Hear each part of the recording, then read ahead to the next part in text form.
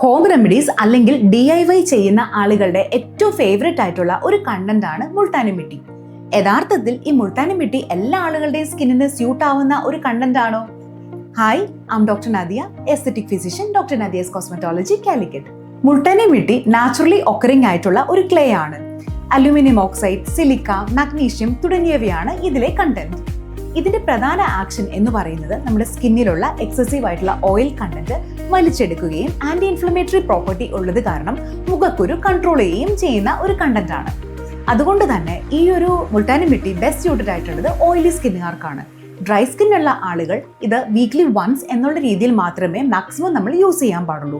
അതും എന്തെങ്കിലും ഒരു ഓയിൽ കണ്ടന്റ് മിക്സ് ചെയ്തിട്ട്, അതായത് മിൽക്കിലോ അല്ലെങ്കിൽ റോസ് വാട്ടറിലോ അല്ലെങ്കിൽ കോക്കനട്ട് മിൽക്കിലോ മിക്സ് ചെയ്തിട്ട് ഉപയോഗിക്കുന്നതാണ് നല്ലത്. Because it prevents dryness.